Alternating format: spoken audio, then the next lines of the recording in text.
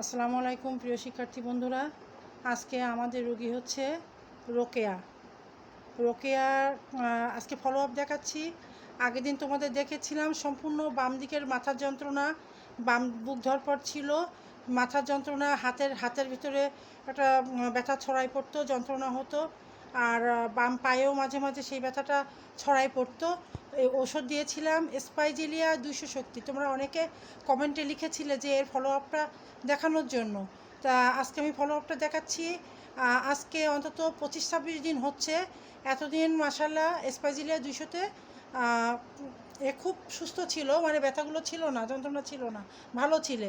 কিন্তু আজকে নতুন করে আবার একটু সমস্যা দেখা দিয়েছে, কিন্তু আগের মতো সেই প্রবল মাথা যন্ত্রণা না। আজকে যে সমস্যাটা সেটা হচ্ছে, ও বলছে ডান দিকে ওর মাজার দিকে একটা যন্ত্রণা হচ্ছে, তলপিঠ দিকে আসছে। এটা সকালবেলা যখন ও বিছনা থেকে উঠবে, প্রথম সঞ্চালনে বৃদ্ধি, ও বিছনা থেকে যেন নামতে পারছে না, খানিকক্ষণ বসে থাকতে হচ্ছে, তাই না? তাই বললে তো, খানিকক্ষণ বসে থাকতে হচ্ছে, তারপরে আস্তে আস্তে আস্তে আস্তে নামছে, হাঁটতে হাঁটতে কমে যাচ্ছে, পুরোপুরি ভালো হচ্ছে না, কিন্তু কম হয়ে যাচ্ছে।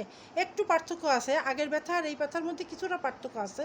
হ্যাঁ, যা হোক, আর আগের দিনের মতো সেই অতিরিক্ত জ্বালা যন্ত্রণা সেগুলো তো ঠিক হয়ে গিয়েছিলো, এটা নতুন লক্ষণ ফুটিয়ে তুলেছে। আর আজকে যেহেতু বর্ষাকাল, আজকে আমি যে লক্ষণটা দেখা দিয়েছে, একটু বুক ধড়ফড়ও আছে, মাঝে মাঝে বুক ধড়ফড় করছে, তাই না? বুক ধড়ফড় আছে, তার সাথে প্রথম সঞ্চালনে বৃদ্ধি, তারপর বলছে বসা থেকে উঠতে গেলে ওর একটু বেশি সমস্যা হচ্ছে। হ্যাঁ, আর আক্রান্ত জায়গায় টিপলে একটু আরাম লাগছে, আমি টিপেও দেখলাম, আরাম লাগছে তো একটু টিপলে। হ্যাঁ, যার জন্য আমি এই সংক্ষিপ্ত লক্ষণ। আচ্ছা, তোমার কি একটা গার মধ্যে একটা অঞ্জলা অস্বস্তি হচ্ছে? মাঝে মাঝে হচ্ছে। আচ্ছা, যেহেতু বর্ষাকাল, এই লক্ষণের সাথে একটা অঞ্জলা অস্বস্তি থাকে, একটা অস্থিরতা থাকে। হ্যাঁ, তা যা হোক, আজকে যতটুকু সংক্ষিপ্ত লক্ষণ পেয়েছি তাতে রাস্টক্স দিচ্ছি, যেহেতু স্পাজিলিয়া লক্ষণটা দূরীভূত হয়ে গেছে। আগে যে স্পাজিলিয়া 200 শক্তি দিয়েছিলাম সেটা সমাধান হয়ে গেছে। এখন যে লক্ষণটা দেখা যাচ্ছে, যেদিকে লক্ষণটা এগিয়ে যাচ্ছে, নতুন করে জীবনী শক্তি নতুন লক্ষণ যেটা ফুটিয়ে তুলেছে। এতদিন ভালো ছিল, আমার কাছে যখন এসছে তখনও ভালো। ও বলছে যে আমার কাছে আসার পরে, এখানে বসার পরেই এখন যে সমস্যাগুলো সেটা দেখা দিয়েছে। আর ওই তলপেটের ওই ব্যথাটা, মাজার ব্যথাটা কয়দিন ধরে হচ্ছে, সেটা তোমার ওই ঘুম থেকে উঠতে গেলে একটু বেশি লাগছে। হ্যাঁ, আবার হাঁটতে হাঁটতে কিছুটা কমে যাচ্ছে, পুরোপুরি কমছে না।